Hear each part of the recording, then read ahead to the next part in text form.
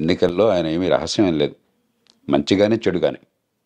ఉదాహరణకి క్యాపిటల్ మీద, American parliament మీద దాడి చేసిన వాళ్ళు నిజంగా దేశద్రోహం కొడుకున్నట్టు లెక్క. హింసకు పాల్పడ్డారు, కొంతమంది మరణాల కాలకులైనారు. వాళ్ళందరినీ క్షమాపక్ష ప్రసాదిస్తున్నాడు, ఇచ్చాడు.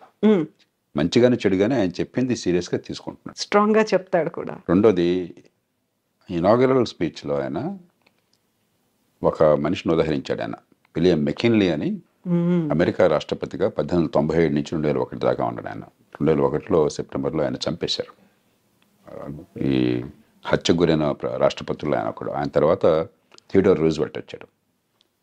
మెకిన్లీ ఆయన్ని ప్రస్తావించాడు. మెకిన్లీ రెండుకి ప్రధానంగా పేరున్నవాడు. ఒకటి టారిఫ్లు, ఇతర దేశాల నుంచి దిగుమతుల్ని తగ్గించడం, దాని మీద ఈ టారిఫ్లు పెట్టడం. రెండు, దేశ విస్తరణ కాంక్ష. అమెరికా చివరిసారిగా విస్తరణ చేసింది మెకిన్లీ సమయంలో. స్పానిష్ వార్ అని చెప్పని 1898లో ఆ వార్లో గెలిచిన తర్వాత ఈవేళ ప్యూర్టోరికో ఆ రకంగా స్పెయిన్ నుంచి వచ్చింది. ఈవేళ క్యూబాని విడుదల చేశారు. అమెరికానే దానికి మోక్షం కలిగించి స్వతంత్ర దేశంగా చేసింది. అట్లాగే ఆయన కాలంలోనే ఈ హవాయి రాష్ట్రం అది అమెరికాలో కలిపేసుకున్నారు. ఫిలిప్పీన్స్ స్పానిష్ వార్లో స్పానిష్ కాలనీ, అది అమెరికా చేతుల్లోకి వచ్చిన తర్వాత స్వతంత్ర దేశంగా అయింది. కాబట్టి ఆయన పనామా కెనాల్ గురించి కానీ మరోదాన్ని గురించి కానీ మాట్లాడుతుంటే చాలా సీరియస్గా తీసుకోవాలి. ఎందుకంటే ఆ మెకిన్లీ ప్రభావం ఏమైందని ఆయన స్పష్టంగా చెప్తున్నాడు. మూడోది, ట్రంప్లో ఏమిటంటే ట్రాన్సాక్షనల్ మ్యాన్, పెద్ద సిద్ధాంతాలు అలాంటివి ఏమి పెద్దగా ఉండవు ఆయనకి. ఆ సందర్భాన్ని బట్టి ఏది లాభం అనుకుంటే తన దేశానికి, తాను నమ్మిన లక్ష్యాలకి, దానికి ఆయన సిద్ధం. అప్పటికప్పుడు నిర్ణయాలు ఉంటాయి. డీల్ మేకింగ్ ఆయన ఎప్పుడు కూడా గర్వంగా చెప్తుంటాడు, నేను డీల్స్ బాగా చేస్తాను, ఒప్పందం చేసుకుంటాను, వాడికి కావాల్సింది ఇస్తాను, నాకు కావాల్సింది తీసుకుంటానని చెప్పని. కాబట్టి ఉడుపుగా ఆయనతో ఫైట్ చేయాలి. అంతే తప్ప సిద్ధాంతం ప్రకారం ట్రంప్తో ఫైట్ చేస్తే సిద్ధాంతం ఆయనకు లేనప్పుడు ఉపయోగం లేదు. అంచేత ఈ 4 ఏళ్ల కాలం ప్రపంచం అంతా కూడా ఆ ప్రభుత్వం అక్కడ ప్రజల మనస్తత్వాన్ని గుర్తించి, ముఖ్యంగా భారతదేశం లాంటి దేశం చాలా లాఘవంగా మన ప్రజలను కాపాడుకుంటూనే మరి అవతల వాళ్ళ ఎక్కడ గట్టిగా ఉన్నారో గమనించి మన అవసరం మేరకు ఇచ్చిపుచ్చుకునే ధోరణి ఉండాలి. సో ఇప్పుడు జన్మతః వచ్చే పౌరసత్వాన్ని రద్దు చేశాము అన్న తర్వాత అక్కడున్న వాళ్ళకి లాభమా, మనకి నష్టం జరుగుతోందా? ఎలా ఉంది సార్ పరిస్థితి అనేది? మొట్టమొదటిది, ఇది రాజ్యాంగ రీత్యా సాధ్యం కాదు. అమెరికన్ రాజ్యాంగంలోనే అమెరికా గడ్డ మీద పుట్టిన వాళ్ళకి పుట్టుకతో పౌరసత్వం వస్తుందని చెప్పి రాసుకున్నారు. పుట్టుకతో పౌరసత్వం వస్తే అతను తీసేయడానికి లేదు ఆ పౌరసత్వాన్ని. రెండోది, పుట్టుకతో పౌరసత్వం ఉన్న వాళ్ళకి కొన్ని పదవులకు అర్హులు. ఉదాహరణకి అమెరికన్ రాష్ట్రపతి, ఉపరాష్ట్రపతి లాంటి వాళ్ళు పుట్టుకతో పౌరసత్వం ఉన్న వాళ్ళు మాత్రమే అర్హులు. మిగతా పౌరులు, ఇతర దేశాల నుంచి పోయిన వాళ్ళు పౌరులుగా ఉంటే అర్హులు కాదు. అలా పెట్టుకున్నారు వాళ్ళు. కాబట్టి అది సాధ్యం కాదు. కానీ ఆయన ఎందుకు చేశాడంటే ఆయన 2 కారణాలుగా, ఒక బలమైన సంకేతాన్ని ఇవ్వాలి, అక్రమ వలసదారులకి వ్యతిరేకము, నేను క్షమించను అని చెప్పడానికి. రెండోది, ఇది ఖచ్చితంగా సుప్రీంకోర్టు దాకా పోతుంది. అమెరికాలో తుమ్మిన దగ్గర సుప్రీంకోర్టు దాకా వెళుతుంది. ఎందుకంటే అది లిటిగేటియస్ సొసైటీ. ప్రతిదానికి ఒక కోర్టుల వివాదాలు, దావాలు, ఆ దేశ సాంప్రదాయంలో భాగం అది, ఆ దేశం జన్యువుల్లో భాగం అది. సుప్రీంకోర్టుకి వెళుతుంది. 199 పాళ్ళు సక్రమంగా ఆ దేశంలోకి చట్టబద్ధంగా ప్రవేశించిన వాళ్ళు సంతానం కనుక అయినట్టయితే దాని పౌరసత్వాన్ని సుప్రీంకోర్టు కాదనలేదు. కానీ అక్రమంగా ప్రవేశించిన వాళ్ళైతే, అన్డాక్యుమెంటెడ్ ఇమిగ్రెంట్స్ అంటాం, వాళ్ళకి ఇప్పుడు వాళ్ళ పిల్లలకి పుట్టుకతో పౌరసత్వం ఇవ్వవద్దన్న విషయంలో బహుశా సుప్రీంకోర్టు మరి ఇంకొక స్టాండ్ తీసుకోవచ్చు. కాబట్టి భారతీయ సంతతి వాళ్ళకి నేను అనుకోవటం, మన వాళ్ళు 195 మంది భారతదేశం నుంచి వెళ్ళిన వాళ్ళు అమెరికాకి, నైపుణ్యము, విద్య ఉన్నవాళ్ళు, డాక్యుమెంటెడ్ ఇమిగ్రెంట్స్ అంటే వీసాలు వగైరా పొంది చట్టబద్ధంగా వెళ్ళిన వాళ్ళు. కాబట్టి వాళ్ళకి ఇబ్బంది ఉండకపోవచ్చు. కానీ అన్డాక్యుమెంటెడ్ ఇమిగ్రెంట్స్ పిల్లలకు మాత్రం ఆ పౌరసత్వం ఉంటుందా లేదని సుప్రీంకోర్టు చేతిలో ఆధారపడి ఉంటుంది. ఇక రాజ్యాంగాన్ని మార్చడం అమెరికాలో దాదాపు అసాధ్యం. అలా కాకుండా అమెరికాలో పుట్టుకతో పౌరసత్వం రాకుండా చేయాలి అని చెప్పని కనుక అన్నట్టయితే, అమెరికాలో పార్లమెంట్లో 2 సభలు, senate, American house of representatives, దానిలో 3/2 మెజారిటీ కావాలి. 4/3 రాష్ట్రాలు ఆమోదించాలి. అమెరికాలో ఇది తల్లకిందులుగా తపస్సు చేసినా కూడా సాధ్యం కాదు. కాబట్టి కొంతమేరకు, అంటే అక్రమంగా ఆ దేశంలోకి ప్రవేశించిన వాళ్ళ సంతానానికి పౌరసత్వం లేకుండా సుప్రీంకోర్టు ఏమన్నా కనుక రాజ్యాంగాన్ని ఆ రకంగా వాళ్ళు విశ్లేషించినట్టయితే అది సాధ్యం కావచ్చు. భారతీయ సంతత్వానికి ఇబ్బంది ఉండదు. కానీ భారతీయులు ఖచ్చితంగా అక్రమంగా చొరబడేవాళ్ళు కొంతమంది ప్రయత్నం చేస్తున్నారు. అదివరకు నాకు తెలియదు. ఈ మధ్య కొన్ని అంకెలు చెప్తున్నారు 7-8 వేల మంది ఆల్మోస్ట్ ఉన్నారట. 7.5 లక్షల మంది దాకా ఉన్నారని. అది దాన్ని మనం ప్రోత్సహించకూడదు. అలాంటి వాళ్ళకి ఇబ్బంది కలిగితే దానికి మనం బాధ కూడా పడకూడదు. ఎందుకంటే మన దేశ బ్రాండ్ పోతుంది. ఇక్కడ చదువుకున్న వాళ్ళు, నైపుణ్యం ఉన్న వాళ్ళు పద్ధతి ప్రకారం వస్తున్నారు, ఆ దేశానికి మంచి చేస్తున్నారని చెప్పిన భావం ఒక బ్రాండ్ ఉన్నది. అలా కాకుండా మనం కూడా ఇతర దేశాలలాగా అక్రమంగా చొరబడుతున్నారు, దక్షిణంలో సరిహద్దు నుంచో లేకపోతే కెనడా నుంచో ఇల్లీగల్గా వెళుతున్నారు, ఇక్కడ సరిపడిపోతున్నారని చెప్పిన భావం ఉంటే మన దేశానికి నష్టం, కొంతమందికి లాభం కలగచ్చు. కాబట్టి దానికి మనం చింతించాల్సిన అవసరం లేదు. వాళ్ళ పట్ల కఠినంగా వ్యవహరించినట్టయితే అమెరికాలో దానికి మనం చింతించాల్సిన అవసరం లేదు. ఇప్పుడు కెనడా, మెక్సికో మీద దిగుమతి సుంకాలు విపరీతంగా పెంచారు. ఆల్మోస్ట్ 25% ఉన్నాయి అనుకున్నప్పుడే విదేశాలతో సత్సంబంధాలు ఎలా ఉంటాయి, ద్వైపాక్షిక ఒప్పందాలు ఎలా ఉంటాయి అనేది కూడా కీలకంగా అయింది కదా సార్. ఆయన తీరు ఏమిటంటే ఎక్కడైనా బావగానే వంగతోట దగ్గర బావగాదు. కాబట్టి నువ్వు కెనడానా, మెక్సికోనా, యూరప్పా, ఇండియానా నాకు అనవసరం. నాకు లాభం ఏంటి, నా నుంచి నువ్వు పొందుతున్నావు, నాకు రావట్లేదు అనుకుంటే వెంటనే ఆయన ఎదురు తిరుగుతాడు. కెనడా, మెక్సికోలు తీసుకున్న ఉదాహరణకి మంచి ఉద్దేశంతో అమెరికా ఏం చేసినట్టు north American free trade agreement అని చెప్పని బిల్ క్లింటన్ కాలంలో నాఫ్తా అంటారు. దాంతో ఏమైందంటే కెనడా నుంచి కానీ మెక్సికో నుంచి కానీ దిగుమతులు అమెరికాకి, లేకపోతే అమెరికా నుంచి ఆ దేశాలకు ఎగుమతులు ఏమీ సుంకాలు లేకుండా, ఏ రకమైన అడ్డంకులు లేకుండా వచ్చే ఏర్పాటు జరిగింది. దాంతో ఏమైంది, అమెరికాలో కొంచెం ఖర్చు ఎక్కువ, తలసరి ఆదాయం ఎక్కువ కాబట్టి, లేబర్ కాస్ట్ చాలా ఎక్కువ కాబట్టి, ఆ కాస్ట్ ఆఫ్ ప్రొడక్షన్ తగ్గించడం కోసం అమెరికన్ వ్యాపారవేత్తలు చాలామంది కెనడాలో పెద్ద పెద్ద ఎత్తున పరిశ్రమలు పెట్టారు. ఉత్పత్తి కెనడాలో జరుగుతుంది, ఆ కార్లు కానీ మిగతావి కానీ అమెరికాకు వెంటనే సరిహద్దే కదా, పక్క దేశమే కదా, అమెరికాకు వెంటనే వచ్చేస్తున్నాయి. అమెరికన్ వినియోగదారులకు లాభం జరుగుతుంది, కానీ అమెరికన్ ఉత్పత్తిదారులు నష్టపోతున్నారు. సమస్య వినియోగదారులకేమో చవకగా మంచి మన్నికల వస్తువులు కావాలి, ఉత్పత్తి చేసేవాడికి మనకు లేబర్ మార్కెట్లో ఉద్యోగాలు దొరకాలని చెప్పంటే మన దేశంలో ఉత్పత్తి జరగాలి. ఈ రెండింటికి మధ్య క్లాష్ ఉన్నది. ఇక్కడ ఏంటంటే ట్రంప్ ఆయన పార్టీ ఈ ఉత్పత్తిదారుల పక్షం వహించారు. మన దేశంలో మన వాళ్ళకి ఉద్యోగాలు రావాలి, వాళ్ళకి ఏమిటి రావటం అని చెప్పన్నది. అలాగే అంతకంటే అమెరికాకు చాలా ఇబ్బంది కలిగించేది ఏంటంటే చైనా వాళ్ళు అర్థం చేసుకున్నారు, మన మీద ఆంక్షలు పెడతారు ఉన్న కొద్దికిని. ఎందుకంటే అదివరకు జపాన్కు చాలా అమెరికా భావించేవాడు రొనాల్డ్ రేగన్ కాలంలో. జపాన్ అన్ని ఎగుమతి చేస్తుంది, మనం పెద్ద ఎగుమతి చేయలేకపోతున్నాం వాళ్ళకి, మన దేశం మొత్తం వాళ్ళ వశమైపోతుంది, మన డబ్బంతా వాళ్ళ చేతుల్లో చేరుతుందనే భావం బలంగా ఉండేది. ఇప్పుడు చైనా మీద అలాంటి భావం ఉన్నది. చైనాతో ట్రేడ్ సర్ప్లస్, చైనాకి $200-300 బిలియన్ ట్రేడ్ సర్ప్లస్ ఉంది అమెరికాతో. కాబట్టి డాలర్లన్నీ కొన్ని ట్రిలియన్ల డాలర్లు చైనాలో పోగొడుతున్నాయి.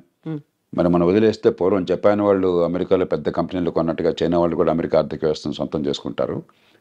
కాబట్టి అది జరగకూడదు అని చెప్పని ఆంక్షలు పెడుతుంటే చైనా వాళ్ళు ఏం చేస్తున్నారు తెలివిగాను, మెక్సికోలో ఫ్యాక్టరీలు పెట్టారు. మెక్సికో సంతోషంగా ఆహ్వానిస్తుంది, ఏ దేశాన్ని విదేశీ పెట్టుబడులను ఆహ్వానిస్తుంది. మనం కూడా ఎవరైనా పెట్టుబడులు పెడతామంటే మనం సంతోషంగా రమ్మని చెప్పంటాం మన దేశంలోకి. కాబట్టి చైనా వస్తువులు చైనా నుంచి రాకుండా మెక్సికో నుంచి వస్తున్నాయి. ఈ రెండు కారణాలుగా ఆయన గట్టిగా విరుచుపడుతున్నాడు. మూడో దానికి కోపం ఏమిటంటే దానికి కొంత ఆధారాలు కూడా ఉన్నాయి. అమెరికా ఇవాళ ప్రపంచంలో మాదక ద్రవ్యాలు, ఈ డ్రగ్స్కి ప్రపంచ క్యాపిటల్ అయిపోయింది. డిమాండ్ అక్కడ విపరీతంగా ఉన్నది.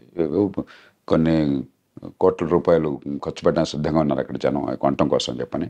మత్తుకి అలవాటు పడ్డ వాళ్ళు చాలామంది ఉన్నారు, బానిసలు అయిపోయినారు. అవన్నీ ఎక్కడి నుంచి వస్తున్నాయి? వాళ్ళకి సముద్రం నుంచి రావడం చాలా కష్టం, భూభాగం నుంచి మెక్సికో నుంచి వస్తున్నాయి. ఎప్పుడైతే దీనిలో కొన్ని కోట్ల డాలర్ల లాభం ఉన్నదో కార్టెల్స్, బలమైన సంఘటిత నేరస్తులు, గతంలో మాఫియాలు అనేవాళ్ళం, ఈ మాఫియాలు డ్రగ్ కార్టెల్స్ అంటాం, వాళ్ళు $100 బిలియన్ల డబ్బులు చేసుకుంటున్నారు. అంత డబ్బులు ఉన్నాయి కాబట్టి విపరీతమైనటువంటి హింస, నేరాలు, మామూలు నేరాలు కాదు, ఎదురొస్తే వాడిని సఫా చేయటమే, దారుణంగా ఉండదు. కాబట్టి వాళ్ళని అరికట్టాలని చెప్పన్నా కూడా దక్షిణ బార్డర్, ముఖ్యంగా మెక్సికో బార్డర్తో ఒకటి ఇమిగ్రెంట్స్ రాకుండా ఆపాలి, రెండు ఇది డ్రగ్స్ రాకుండా ఆపాలి. అందుకనే ఆయన డ్రగ్ కార్టెల్స్ని టెర్రరిస్టులుగా ప్రకటించాడు. అప్పుడు అమెరికన్ చట్టం కింద చాలా అధికారాలు వస్తాయి రాష్ట్రపతికి. అవసరమైతే మెక్సికోలోకి తన సైన్యాన్ని పంపించి దాడులు చేసి వాళ్ళని చంపే హక్కు కూడా వస్తుంది అనమాట. అంచేత మెక్సికో విషయం ప్రత్యేకం. కానీ మొత్తం మీద ఖచ్చితంగా ఆయన చైనా మీద కానీ, చివరికి వీలుంటే అవసరమైతే మన మీద కానీ ఆయన అవసరమైతే టారిఫ్లు పెడతాడు. ఎందుకంటే మనతో ఉదాహరణకి పెద్ద చైనా లాగా కాకపోయినా మనకు కూడా 15-20 బిలియన్, 20-25 బిలియన్ డాలర్లు, 30 బిలియన్ డాలర్లు మనకి సర్ప్లస్ ఉన్నది. అమెరికా ఒక్కటే పెద్ద దేశం. భారతదేశం ట్రేడ్ సర్ప్లస్ ఉన్న దేశం అమెరికా ఒక్కటే పెద్ద దేశాల్లో. 35 బిలియన్ డాలర్లు. చైనాతో మనకి 90-100 బిలియన్ డాలర్ల లోటు ఉన్నది. అమెరికాతో 30-35 బిలియన్ డాలర్ల సర్ప్లస్ మిగులు ఉన్నది. ఆయనకి ఎక్కడ ఏ దేశానికి తన దేశంతో వాణిజ్యంలో మిగులున్నా సరే ఆయనకి వెంటనే అక్కసు. వాడు వస్తువులు మన దగ్గర అమ్ముకుంటున్నాడు, మనం అమ్మలేకపోతున్నాం అని చెప్పని. హ్యార్లీ డేవిడ్సన్ ఒక కంపెనీ ఉంది. అవును. ట్రంప్ 2-3 సార్లు దాని గురించి ప్రస్తావించారు. ఈ మోటార్ సైకిల్ నడుపుతారు. అవి ఏమిటో నాకు తెలియదు కానీ కొంచెం ఈ కుర్రాళ్ళు కొందరు మోసపోతారు. Costly చాలా ఉంటాయి. ఖరీదైనటువంటివి. మన వాళ్ళు ఖరీదైన వస్తువులు మన దేశంలో లగ్జరీ ట్యాక్స్ చాలా ఎక్కువ పెడతాం. ఆయన 2-3 సార్లు ప్రస్తావించాడు. ఇండియా టారిఫ్ కింగ్, చూడండి హార్లీ డేవిడ్సన్ మోటార్ సైకిల్ మీద టారిఫ్ పెట్టారని చెప్పని. అలాంటి విషయాల్లో మనం కొంచెం సౌమ్యంగా, పెద్ద నష్టమే లేదు, ఆయనకి ఏదైతే గట్టిగా బుర్రలో ఉందో దాన్ని తగ్గించేసుకోవాలి. మనకి ఇబ్బంది లేకుండా చూసుకోవాలి. కొంతమేరకు అమెరికా నుంచి వస్తువులు మన దేశం రావడానికి మనం అనుమతించాలి వస్తే టారిఫ్లు తగ్గించి. ఎందుకంటే ఆయనతో గొడవ పెట్టుకుని మనం టారిఫ్లు పెంచేసుకుంటే మనం నష్టపోతాం. కాబట్టి మనం కొంత లౌక్యంగా వ్యవహరించాలి. మనకంటే ఇబ్బంది చైనాకి ఎక్కువ జరుగుతుంది. ఎందుకంటే చైనా మీద చాలా అక్కసు ఉన్నది, ఒకటి అమెరికాతో ధీటుగా ఉన్నదని. రెండోది, ఈ మధ్య గట్టిగా ఆయన చేసిన ప్రకటన దాన్ని కూడా సీరియస్గా తీసుకోవాలి. కొంతకాలం క్రితం ఈ బ్రిక్స్ దేశాలు, ప్రధానంగా చైనా, రష్యా, భారత్, ఈ 3 మిగతా దేశాలకు 7 ఉన్నాయి. ఇవన్నీ ఏమిటంటే డాలర్కి పోటీగా వేరే కరెన్సీని పెంచాలని చెప్పని ఒక ఆలోచన చేశారు. ఏషియన్ కరెన్సీ యూనిట్ అని, ఏసీయూ అని, లేకపోతే మరో పేరుతోనూ బ్రిక్స్ కరెన్సీ ఒకటి పెట్టాలని. ఈ లావాదేవీలు ఈ దేశాల మధ్య డాలర్ అవసరం లేకుండా ఎగుమతులు దిగుమతులు జరిగినాయి అనుకోండి. ఉదాహరణకి రష్యా ఉంది. రష్యాతో ఇప్పుడు డాలర్ల వాణిజ్యం సాధ్యం కాదు అమెరికా ఆంక్షల వల్ల. మనకి రష్యా వాళ్ళ ఆయన ముడి చమురు పంపిస్తుంది. మనం డబ్బులు ఎలా ఇస్తున్నాం వాళ్ళకి? రూపాయలు ఇస్తున్నాం. రష్యాకి రూపాయలు ఉపయోగం లేదు. అలా కాకుండా ఈ అన్ని దేశాలకు ఒక కరెన్సీ ఉందనుకోండి, ఆ కరెన్సీ మనం కూడా వాడడం మొదలెట్టాం అనుకోండి, రష్యా దగ్గర ఆ కరెన్సీ చేరినప్పుడు మన దేశం లోంచి ఎగుమతులు వాళ్ళకి ఏం లేకపోయినా అదే కరెన్సీ చైనాలో చలామణి అయిందనుకోండి, చైనా నుంచి వాళ్ళు బోర్డు ఎగుమతులు తీసుకోవచ్చు. చైనా అంతా ఎగుమతి చేసే దేశం కదా, ఇట్లా పనికి వస్తుంది ఈ 9-10 దేశాలు. ఒక ఆలోచన ఉన్నది. ఆయన నిర్మోహటంగా చెప్పాడు, మీరు కనుక అలాంటి ఆలోచన పెట్టినట్టయితే మీ మీద 100% టారిఫ్లు పెడతానన్నాడు. కాబట్టి అది ఆలోచన మనం పూర్తిగా దానికి దూరం అయిపోవాలి. ఎందుకంటే మనం అమెరికాతో కయ్యానికి దిగి నష్టపోయే శక్తి మనకు లేదు. చైనా లాంటి దేశాలకి ఇలాంటిది పెరగాలని కోరుకుంటుంది. కాబట్టి ఇలాగా మనం ఒడుపుగా వ్యవహరించాలి ఖచ్చితంగా. కానీ మొత్తం మీద చూస్తే ప్రపంచంలో ఇతర దేశాలతో పోలిస్తే పెద్దగా ఇబ్బందులు లేకుండా ఉండే దేశం భారతదేశం. ట్రంప్ వల్ల అమెరికాతో మనకున్న సత్సంబంధాలు, వాళ్ళకి మనకి ప్రపంచంలో సమానమైన ప్రాపంచిక దృక్పథం ఉన్నది. ఇప్పుడు చైనాను గురించి కానీ, ఇతర దేశాలను గురించి కానీ, మరి కొన్ని విలువల విషయంలో కానీ అమెరికాకి మనకి విభేదాలు ఏం లేవు, పూర్వకాలంలాగా కాదు. ఈ చిన్న చిన్న విషయాలు, వాణిజ్యపరమైన విషయాలు అంటే మనం సర్దుకుపోవచ్చు. కాబట్టి రెండోది, మనం అంటే చాలా సద్భావం ఉంది అతనికి, వివిధ కారణాల వల్ల అందులో మోదీ అంటే కూడా, అలాగే మోదీ అంటాం కూడా. అలాగే అమెరికా బయట, అమెరికాలో కూడా లేనంత ప్రజాదరణ భారతదేశంలో ఉంది ట్రంప్ అంటే. ఈ మధ్య ఏదో సర్వేలో 85% భారతీయులు ట్రంప్కి అనుకూలంగా ఉన్నారని చెప్తున్నారు. ప్రపంచంలో అక్కడ ఊహించడానికి కూడా సాధ్యం కాదు. చాలా దేశాల్లో ట్రంప్ వ్యతిరేకులు. అమెరికాలోనే దాదాపు 50% మంది ఆయనకు అనుకూలం, 49-50% మంది అనుకూలం. మన దేశం 85% అని చెప్పంటున్నారు. అలాగే భారతీయ సంతతి వాళ్ళు అమెరికాలో చాలామంది కీలకమైన పాత్ర పోషిస్తున్నారు, రాజకీయాల్లో కానీ, టెక్నాలజీలో కానీ. వాళ్ళంటే ట్రంప్కి చాలా ఇష్టం. వివిధ కారణాల వల్ల భారతదేశానికి ఇబ్బంది ఉంటుంది. ఎందుకంటే వంగతో ఎక్కడైనా బావగానే వంగతోట దగ్గర బావ కాదు ఆయన విషయంలో. కానీ ఆ సందర్భాన్ని బట్టి మనం కొంచెం మలుచుకుంటూ ఉండాలి. ఇప్పుడు H1B వీసాలకి సంబంధించి కూడా వాదనలు కొనసాగుతున్నాయి. ఇరువైపు వాదనలు మేము విన్నాము అన్నప్పుడు, ఒకవేళ దానికి సంబంధించి ఒక కఠినమైన నిర్ణయం తీసుకుంటే భారతదేశంలో ఐటీ కంపెనీలు కావచ్చు, అక్కడ పనిచేస్తున్నటువంటి ఐటీ ఉద్యోగుల పరిస్థితి ఎలా ఉంటుంది సార్? ఇందులో 2 ఉన్న విషయాలు. ఒకటి, ఉన్న H1B వీసాల్లో భారత్ వాటా 7% పెట్టారు. అంటే ఏ దేశానికి 7% కంటే ఎక్కువగా వీసాలు ఉండకూడదని పెట్టారు. భారత్ జనాభా ప్రపంచంలో 18%. అమెరికా వెళ్ళాలని, చట్టబద్ధంగా వెళ్ళాలని ఉపలటపడే వాళ్ళు బహుశా ప్రపంచంలో 35% మనం అయి ఉంటాం. మరి మనకి 7% పెట్టి ఒక చిన్న గోచిపాతంత చిన్న దేశానికి 7% పెట్టడం అనేది అది హేతుబద్ధమైంది కాదు. కాబట్టి దాన్ని మారుస్తారా లేదా? నేను అనుకోవటం అది మారుస్తారు. ఎందుకంటే అమెరికాకి అవసరం కాబట్టి, మనకు అవసరం కాబట్టి. రెండోది, H1B వీసాలు అమెరికాలో పని ఉన్నట్టయితే, నైపుణ్యం ఉన్నట్టయితే విరివిగా ఇస్తారా లేదా? రెండుని వేరువేరుగా చూడాలి. మన వాటా పెరుగుతుందా లేదా, మొత్తం మీద అసలు కేక్ పెరుగుతుందా లేదా అని చెప్పన్నది. కేక్ పెరగడం విషయంలో ఇప్పుడు చాలా పెద్ద అంతర్యుద్ధం జరుగుతుంది రిపబ్లికన్ పార్టీలో. ట్రంప్కి సాంప్రదాయంగా మద్దతు ఇస్తున్న మెగా రిపబ్లికన్స్, మన దేశం తప్ప మిగతా వాళ్ళు ఎవరు వద్దు, తెల్లవాళ్ళు తప్ప ఇంకెవరు వద్దు, ఇలా ఆలోచించేవాళ్ళు. సో అమెరికా ఫస్ట్ అనే నినాదం కూడా అలా వచ్చింది. అమెరికా ఫస్ట్, దేశంగా ఫస్ట్ అంటాం వేరు, కానీ యూరోపియన్ సంతతి వాళ్ళు, తెల్లతోలు వాళ్ళు, క్రైస్తవులు, దానిలో 2 కోణాలు ఉన్నాయి మళ్ళీ. ఆ కోణం వాళ్ళు ప్రధానంగా ఒక హార్డ్ కోర్ మెగా రిపబ్లికన్స్. వాళ్ళు అసలు H1B వేసాలంటే మన ఉద్యోగాలు కొట్టేటువంటి రావడానికి వీల్లేదని వాళ్ళు గట్టిగా అక్కడ కూర్చున్నారు. కానీ అమెరికా ఆర్థిక వ్యవస్థ పెరగాలి, అమెరికా ప్రపంచంలో మేధా సంపత్తి ఎక్కడున్న వాళ్ళు మనం ఆకర్షించుకు ఉపయోగించుకోవాలి, వాళ్ళు మన మనుషులు కావాలి. అమెరికా గొప్పతనం ఏంటంటే గత 100-150 ఏళ్ళుగా, 100 ఏళ్ళుగా ముఖ్యంగా, ఎక్కడ ప్రపంచంలో మేధాశక్తి ఉన్నా కూడా వాళ్ళని లాక్కున్నారు, ఆకర్షించగలిగారు. అందుకే ప్రపంచంలో గొప్ప శాస్త్రజ్ఞులు అంటే అమెరికా వెళ్ళిపోతాడు 190 మంది. ప్రపంచంలో గొప్ప ఎంటర్ప్రెన్యూర్ అంటే అమెరికా వెళ్ళిపోతాడు. గొప్ప వ్యాపారవేత్త అంటే అమెరికా వెళ్ళిపోతాడు. గొప్ప పండితుడు అంటే అమెరికా వెళ్ళిపోతాడు. ఆకర్షించగలిగారు. అలాంటి వాళ్ళని పోగొట్టుకుంటే నష్టపోతామని చెప్పన్న భావన ట్రంప్ కూడా ఉంది. ఆయన కూడా బహిరంగంగా ప్రకటనలు చేశారు 2-3 సార్లు. ఈ దేశంలో ఉన్నత విద్య, మంచి విద్యా సంస్థల్లో చదువుకుని మంచి నైపుణ్యం అంటే వాళ్ళని ఈ దేశం నుంచి మళ్ళీ పోనివ్వకూడదు, మనం ఇక్కడే నిలుపుకోవాలని అంటున్నాడు. అది ఆయన బుద్ధి చెప్తోంది. కానీ హృదయం ఏం చెప్తోంది? ఈ మెగా రిపబ్లికన్స్ వల్ల ఈ తెల్లతోలు వాళ్ళు తప్ప, యూరోపియన్ సంతతి వాళ్ళు తప్ప, క్రైస్తవులు తప్ప, మన జాతి వాళ్ళు తప్ప మిగతా వాళ్ళు రావటం ఏంటని ఇంకోటి ఉంది. ఏది నెగ్గుతుంది అనేది ఇప్పుడు చివరికి ఆయన నిర్ణయం. అది ఏది పై చేయి సాధిస్తుంది, ఎందుకంటే ఇప్పుడు చెప్పలేము. ఎందుకంటే వ్యాపారవేత్తలు, టెక్నాలజీ వాళ్ళందరూ కూడా H1B వీసాలు సమర్థులకు విరివిగా ఇవ్వాలని చెప్పని, ఈ మెగా రిపబ్లికన్స్ అలా ఇవ్వడానికి వీలు లేదని చెప్పని చేత, ఒకటేమో మన వాటా పెరుగుతుందా లేదా, బహుశా నేను అనుకుంటే మన వాటా పెరుగుతుంది, అది అమెరికన్ అవసరాల కోసం అని చెప్పని. కానీ మొత్తం మీద కేక్ పెరుగుతుందా లేదా అని చెప్పన్నది పెద్ద సిద్ధాంతపరమైన చర్చ తీవ్రంగా జరుగుతుంది అమెరికాలో.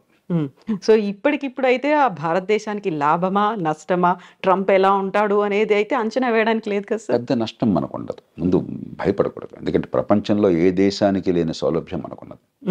మొత్తం మీద ఎంతో కొంత ట్రంప్ లాంటి వాడు కొత్త ఆలోచనలతో, కొన్ని సందర్భాల్లో రాడికల్ ఆలోచనలతో, విధానాలతో వచ్చినప్పుడు కొంత ఒడిదుడుకులు ఉంటాయి.